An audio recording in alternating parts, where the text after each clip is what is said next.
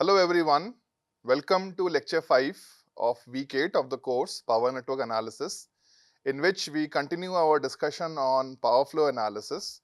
And in today's discussion, we will take up a very interesting technique of solving power flow equations, which we call as fast decoupled method or fast decoupled power flow. Variant names come in, but the important terms in this technique are fast and decoupled. So this fast decoupled technique, as we will see, it is a variation of Newton-Raphson power flow that we have discussed with voltage phasors represented in polar coordinates. So this is one specific catch in this. The Newton-Raphson power flow discussion which we had in the last lecture with respect to voltages being represented as rectangular coordinates, the same discussion or extension won't be applicable for fast decoupled method. It is only a variation of Newton-Raphson power flow with voltages being represented in polar coordinates. So, a brief background of why fast decoupled technique is necessary. So, in the previous lecture, we have seen that Newton-Raphson technique, be it in polar version or a rectangular version of voltage phasors, tends to require evaluation of a Jacobian matrix, and this Jacobian matrix needs to be factorized also at every iteration of Newton-Raphson power flow.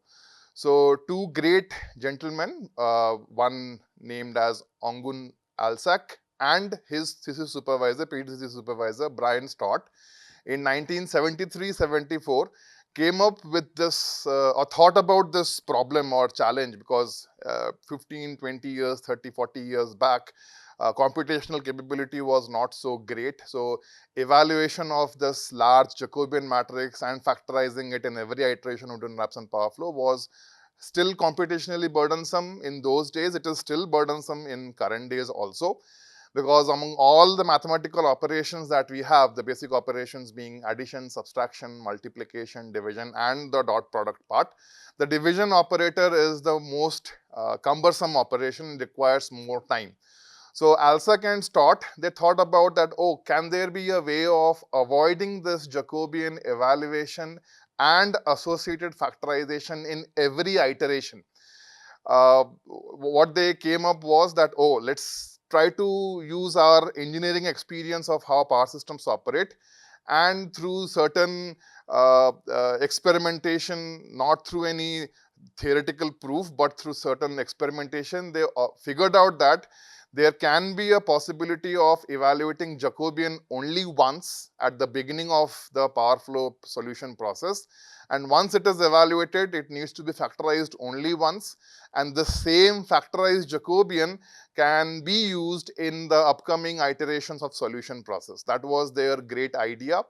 And it took a lot of time for the fast decoupled technique, which Alsac and Stott had proposed in 1973-74 to take traction. Almost for 2 to 3 decades, the industry, the power system network industry was wary of this technique, but given the popularity and the way it has worked, almost all industry grade power flow solvers, they are based on this fast decoupled technique. So let's dig deep into what this fast decoupled technique is. So as discussed or mentioned in Newton-Raphson power flow with voltages in polar coordinate, although these equations are also applicable for Newton-Raphson power flow with voltages in rectangular coordinates, the kth plus 1 update of the solution or the state depends on the previous state as well as the Jacobian, factorized Jacobian, and the function value which was evaluated or which needs to be evaluated at every iteration. So in a way, this equation can be rewritten in this form, where delta xk is essentially xk plus 1 minus xk, or in terms of error, it is equal to ek plus 1 minus ek, where ek plus 1 is x minus xk plus 1 and ek is x minus xk. Probably I made a mistake here. So it is actually minus of ek plus 1 and ek, and think that would make the signs match. So this delta xk is the basic update which comes from every iteration in Newton-Raphson power flow, which needs to be evaluated from the Jacobian matrix inverse and the function value, negative function value present over here. In polar version of voltages, delta xk pertains to difference of voltage phase angles and difference of voltage magnitudes in every iteration. Given a power network, assuming that bus 1 has been chosen as the slack bus, which was the case in the previous discussions for Gauss-Seidel as well as Newton-Raphson technique. So the phase angles, they are unknowns only for remaining other buses, whereas for voltage magnitudes, they are unknown only for the PQ buses. And this J matrix has 4 subcomponents, JP theta, JPV, Q theta, QV, whose dimensions depend not only on the unknown states, but also on the function values which can again be rewritten as delta P and delta Q, because delta P and delta Q essentially represent the mismatch vector in terms of real and reactive power flows or injections for all relevant buses which are present for P and Q equation. P equations exist only for buses except slack bus, whereas Q equations would come in only for PQ buses. These PQ buses may also include PV buses which have lost their voltage control and have now come or been treated as PQ buses. So given this, if we focus only on the relevant portion wherein I am going to express this equation in terms of phase angle differences and the voltage magnitude differences and delta P, delta Q vectors on the right hand side, it would look something like this, wherein there are 2 set of vector equations. The first set, if I write, the first set represents JP theta delta theta plus JPV delta of mod V is equal to delta P, and similarly JQ theta delta theta plus JQV mod delta V is equal to delta Q. There are 2 set of equations. Both these vectorial equations, they are coupled and they are dependent on each other. Why they are coupled or dependent? Because these submatrices, they are functions of both phase angles and voltage magnitudes, and they are still decoupled because both the states delta theta and delta V, they are appearing in both the equations. The number of unknowns and number of equations, they are consistent, and hence these equations can still be solved. Also can thought about that, oh, let's think about a way of avoiding evaluation of this big J matrix, and once it is stopped, the factorization effort can also be reduced. So the intent was to improve the computational efficiency and memory requirement to solve this Newton-Raphson power flow technique. So what they thought was, their principles were that as per their physical experience of the operation of the power network, and this is mostly true to a certain extent, that the change in voltage phase angle, which is angle theta, it mostly affects the real power flows in the lines and doesn't affect much the reactive power flow under certain operating conditions. So in a way, they emphasize that real power, be it real power flow, real power injection, it is strongly dependent on the voltage phase angle. And similarly, the reactive power flow is strongly coupled or dependent on the voltage magnitude. Although voltage magnitude also affects the real power flows, but not to a great extent under certain condition. So with this 2 principle, that P is mostly coupled with theta and Q is mostly coupled with voltage magnitude, they thought about, okay, if this is true as per the power network operation, then they shifted their focus on the Jacobian matrix, which essentially, as per this equation, can be considered to be a sensitivity matrix, and that's what Jp theta means. Jp theta is essentially the sensitivity of real power with respect to the phase angle, and similarly Jpv is the sensitivity of real power injection with respect to voltage magnitude of PQ buses. So if P is strongly coupled to theta and Q is strongly coupled to voltage, then these 2 matrices, Jp theta, which are the diagonal matrices, they are going to have dominant diagonal terms, whereas JPV and JQ theta, their terms would be non-dominant, and hence probably their values can be considered to be 0. That was the idea of Alsek and Stott. They were trying to make it decoupled. These two set of equations, they were trying to make these equations are being solved in a decoupled manner. So by principles, JP theta elements are much larger than JQ theta elements. So essentially we can consider this aspect to be 0, and hence JP theta delta theta can be considered to be approximately equal to delta P, and similarly JQV can be considered to be approximately equal to product of delta V and delta Q respectively. So with this two decoupled equations, can we expect that these two will still give us the same solution? So Alsek and Stott in their prep paper, they have discussed this aspect at length. The problem with these two equations which appear to be decoupled are that they are still not independent of each other. They are still dependent because JP theta and QV elements are both functions of phase angles and voltage magnitudes. So they went one more step. That was the second intermediate step. The first intermediate step was explaining or premising or proving these two principles, that P theta is strongly coupled to P is strongly coupled to theta and Q is strongly coupled to voltage. That was their first premise. The second premise which they brought in to ensure this independency between these two equations was that usually for well-designed power network which is operating under certain good attributes, usually it is observed that the voltage phase angle differences across a line or between two buses is very small, and under those conditions the sign component of this phase angle difference can be approximated to the phase angle difference itself. And since the phase angle difference is very small, so this theta j minus theta I is almost 0 and cosine of 0 is almost equal to 1. That was the second intermediate principle.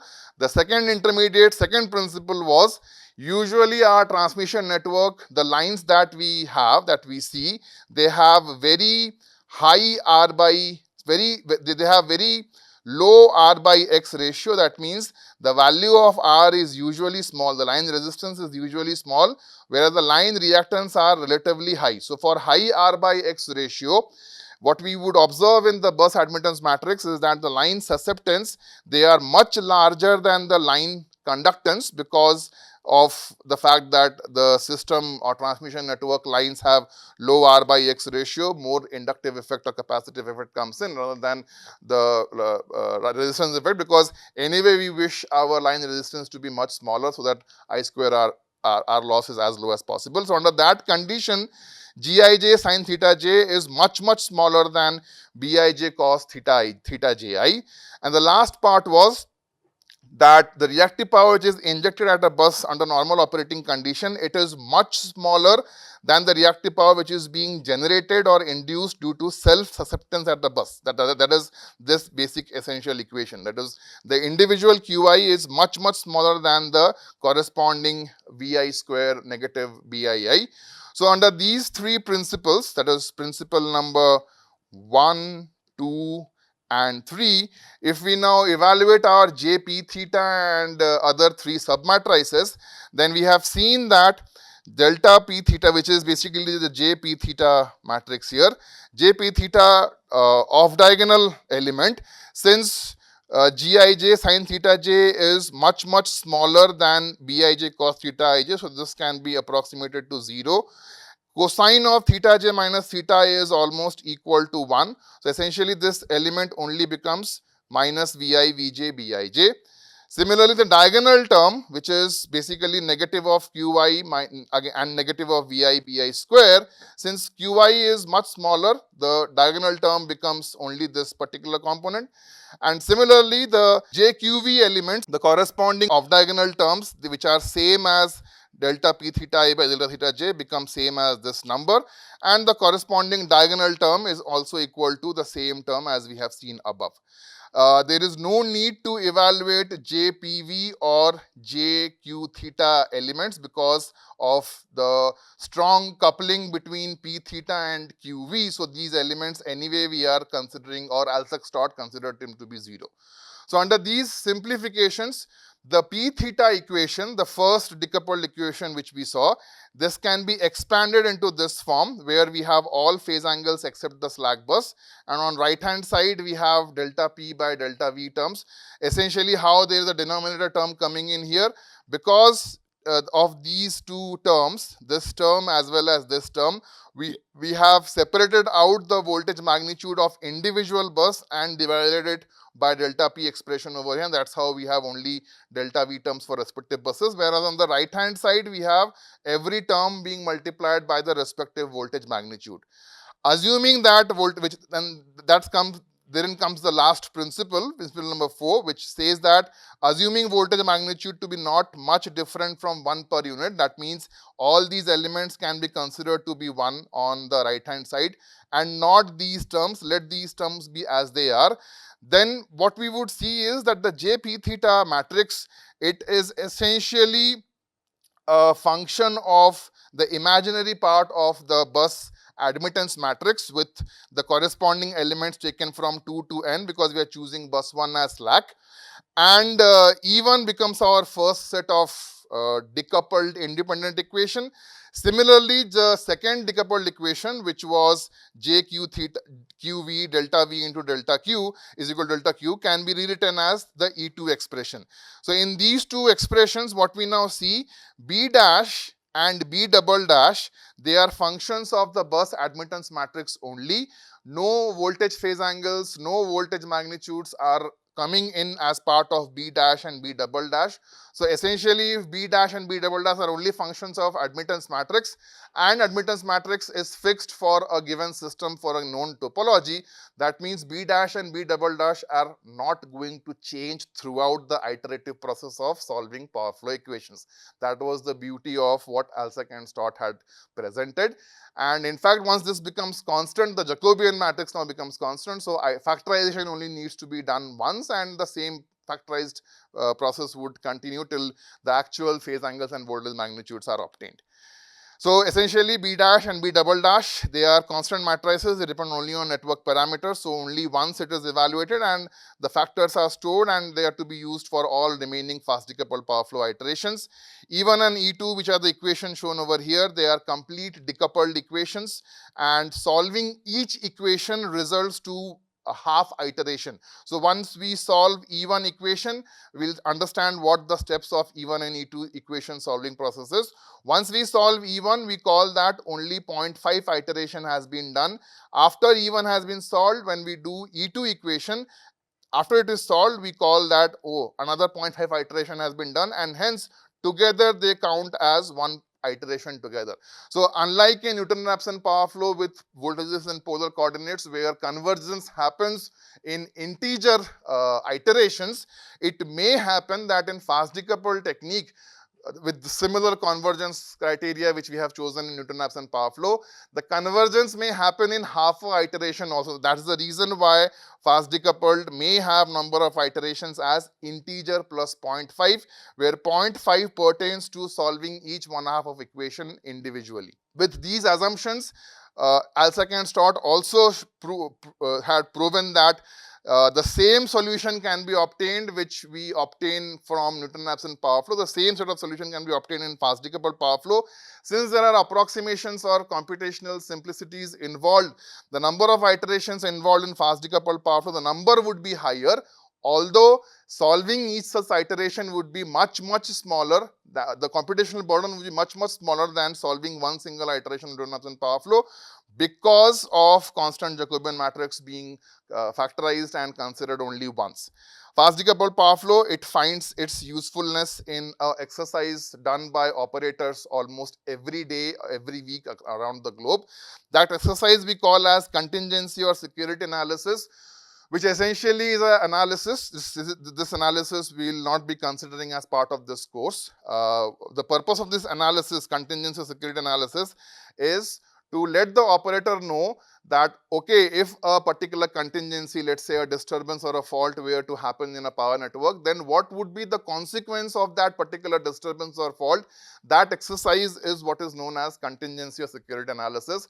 In a typical power network with so many interconnected elements, transformers, buses, lines, generators, loads, any of these elements may undergo a fault or undergo a disturbance wherein there may be interruption of flow of power from source to load, and so operator needs these analysis to predict way beforehand that okay, if this disturbance were to happen, if this element were to trip, if this transmission line were to be taken out of operation because of maintenance or because of some fault, then what would be the implication of that particular line outage on the remaining of the network. That exercise is to be done by contingency or security analysis. And since there are so many elements in a power network with lot of redundancies, it becomes furthermore important that the operator, when he or she is doing this analysis, it should be done in a quick manner, because the number of contingencies which may happen are also going to be large for a given power network. And that's where the need of having fast contingency analysis comes in. Fast decoupled power flow, since it involves these assumptions, the convergence is poorer compared to Newton-Raphson power flow, specifically during the case where voltage instability may come in, and usually happens when the loading of the system is very high. That is all about decoupled power flow. We still have not explained or understood what is meant by fast. So ALSAC and STOT went one more last step, that in order to further speed up the decoupled exercise or make it further more fast, what they did was, since P is strongly coupled to theta, Q is strongly coupled to voltage magnitude. So why can't the matrices which we are referring to as B dash and B double dash for QV and B dash for P theta, why can't B dash and B double dash be furthermore simplified? Why should B dash and B double dash be fetched from the same bus admittance matrix when the coupling effects are different? So what they did was, while evaluating B dash matrix, they stated, ALSAC and STOT, that we should consider only those elements which are going to affect the voltage phase angles, and then likely they are going to affect the real power flows. So essentially what they meant was, voltage regulators, phase SVCs, FACT devices which have more role to play with maintaining voltage magnitudes, why should their presence be at all considered? They may be present in the network actually, but for simplifying or making the process faster, when we evaluate bus admittance matrix to get B dash matrix, let us not consider elements which are not going to significantly affect phase angle and the corresponding real power. And that's where another next level beauty was, that neglect all network parameters that do not significantly affect real power flows while evaluating B dash matrix. So what is to be done? How do you evaluate the admittance matrix? Consider the elements in bus admittance matrix which are affecting phase angles. What are those elements? Those elements are significantly line series reactance, shunt susceptance. These are to be neglected. Line resistance is to be neglected. Taps of voltage regulators, they are to be neglected. All FACT devices which regulate voltage magnitudes, they are to be neglected. What is to be considered? Consider only the line series reactance and the taps of phase shifters, if any, while evaluating the Y bus dash. Y bus dash, I have noted, intently kept a dash here to make it different from the Y bus that we have been evaluating earlier. Only focus on those elements which affect P and theta, which are line series reactance and the taps of phase shifters. Remaining other elements, even though they are present, we will consider them to be zero while evaluating Y bus. Once Y bus dash is evaluated, fetch the corresponding elements only for B dash. Similarly, for B double dash, neglect all network parameters that do not affect reactive power flows significantly. So in a way, for Y bus double dash, which is again signifying that it is different from the usual Y bus and the Y bus double dash which we have evaluated here, we only ignore the effect of phase shifter, while all line resistance, reactance, shunt elements which affect voltage magnitudes, tap regulators, they are to be considered. Phase shifters, they will only affect the phase angle between two voltages and not the voltage magnitude. That's why this aspect is to be neglected. Resistance and reactance together affect the voltage magnitude, whereas in case of voltage phase angle, only the reactance has a strong important role. So we evaluate Y bus double dash and correspondingly fetch the required elements from Y bus to get B double dash. In this way, the process becomes faster. So overall processes, evaluate B dash and B double dash, save these factors as discussed in slide number 10. Make an initial estimate of the choices for unknowns similar to flat start in Gauss-Seidel and Newton-Raphson power flow. Find real power mismatch delta P for all buses except slack bus, and reactive power mismatch vector delta Q with no need to check PV-PQ switching as of now, because we are only trying to solve the even equation, the first phase of equation. So if everything, if the convergence criteria matches, that means delta P change is much small, delta Q change is much small, similar to the discussion that we had in the previous lecture for Newton-Raphson as well as Gauss-Seidel, then nothing needs to be done. If the convergence criteria is not met, then solve even equation. So find delta theta. With this delta theta, all voltage magnitude angles of all buses are being evaluated, and using this delta theta, update the voltage phase angle. That means theta k plus 1 is equal to theta k plus delta theta, which is the result obtained from here. So in this way, 0.5 iteration of FDPF is done after solving E1 equation.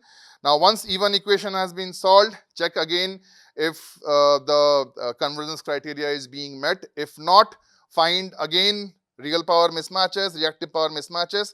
Now, in this case, make sure that the check for PV, PQ and PQ, PV switching is required, because the next set of equation which we will solve is equation E2, and E2 would require voltage magnitude update for PQ buses also. So, if convergence is not met, then proceed if it is met, and that's how, if that means in step number 8, if the stop here indicates that the convergence may happen in integer plus 0.5 iteration, 0.5 referring to solving E1. If convergence is not met, proceed to solve E2, where check for PV, PQ and PQ, PV is required, because delta Q equation and voltage magnitude update would come in only for PQ buses and not for PV buses. Update voltage magnitude and repeat from step 3 of slide 11, which was the step shown over here. And that's how the FDPF algorithm works. Step number 8 over here results in integer plus 0.5 iteration. After E2 has been solved, if we repeat again from step 3, we will again have integer number of iterations here if convergence happens after solving E2. To handle Q limits in fast decoupled power flow, the process is exactly the same. For every PV-PQ switching, the dimension of B dash would go up by 1 switching, and corresponding voltage magnitude would become a state variable. Delta Q evaluation remains the same. QG is limited to its corresponding maximum or minimum limit. If the value is trying to go beyond the maximum or minimum limit, delta Q value is chosen, and B dash needs to be again evaluated and factorized. For every PQ PV switching, B dash dimension goes down by 1, and hence the overall purpose of retaining B dash or constant B dash in fast decoupled power flow for PQ PV PQ switching is still not satisfactorily answered, because the dimension, if it is changing, the corresponding value has to be evaluated again and again. To avoid changing this dimension, there has been some research work of how to avoid B double dash evaluation. One way of doing that is adding a big M number to the diagonal element of the row corresponding to PV bus, so that if big M number is present, that means the PV bus remains as a PV bus. So let me show you that how it is done. Suppose in some network, our B double dash matrix, which needs to be evaluated. So let's say this is B double dash inverse, where B double dash actually is diagonal elements of 1, 2, 4. If we factorize this, then this is the number that we would get. Now, it may happen that here bus 2 or element pertaining to 2 bus, the corresponding bus here may be a PV bus, and in for PV bus, B double dash update should not come, delta V should not update. So what is to be done? A big M number, let's say of the order 10,000, is added to this diagonal element, and now when we take the factorization of this particular matrix, please verify this. The terms which are relevant for PQ buses, they remain more or less same. The diagonal term here has become 0 because of this masking. So by adding this mask or masking this with a large number, the corresponding factors won't come in, and hence, while every PV to PQ switching, only this 10,000 number needs to be added or multiplied, while remaining other factors can be remained as it is with no change in them. That is one of the ways of ensuring constant B double dash matrix in fast decoupled power flow, although there can be different other ways. We'll conclude our discussion with an example of fast decoupled power flow.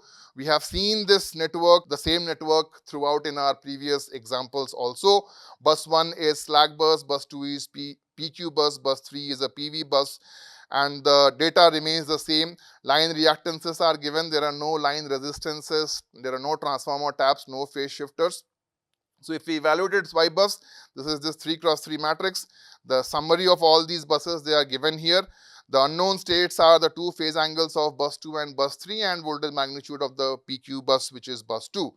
So and the known variables for slack bus, voltage magnitude is given as 1. We choose 0 degree or radian as a reference for bus angle, and V3 is given as 1.05 per unit. We choose the initial flat start, and at this flat start, we evaluate the corresponding injections. The injection evaluation remains exactly the same as has been done earlier for Newton-Raphson power flow with polar voltage coordinates. QG at bus 3 is within its limit, so bus 3 can remain as a PV bus. No need to change this voltage magnitude. For P theta half iteration, we evaluate B dash matrix, which is negative imaginary component of this Y bus. So bus 1, 2 and 3, since V2, theta 2 and theta 3 are to be evaluated, we only take these corresponding elements with the negative component multiplied and imaginary part removed, and that's how B dash is 15 minus 5 minus 5, 7.5. Delta P2 is to be evaluated, which is as per the equation given over here. 1.5 is the load at real power load at bus 2, so our mismatch is 1.5. We evaluate, and similarly for P3 we evaluate this mismatch. We get this update of voltage phase angles after half iteration of FDPF, which is this solution here. And for the next iteration or half iteration, we evaluate Q2. We also evaluate Q3. Q3 remains within its limits, so bus voltage of 3 did not be changed. Now, when we evaluate these limits, we choose this as our initial solution, not the solution which we chose at x0. Please remember that. And for QV half iteration, only bus 2 voltage needs to be evaluated. So B22 is to be taken from Y bus, which is 15. In this case, B dash and B double dash, they are extracted from the same Y bus because there are no taps, capacitances or resistances considered as discussed in slide 10. Reactive power mismatch is evaluated. We update the corresponding voltage magnitude. This completes one iteration of FDPF. The same process when continued, it would converge in 6.5 iterations with the same exact solution obtained with Newton-Raphson power flow and Gauss-Seidel method as discussed in the previous few lectures. In the next lecture, we will take up another interesting topic of power flow solution technique, which we call as DC power flow, and it gains its experience or it gains its motivation from fast decoupled technique. So we'll see how that DC model is and what all about its application. Thank you.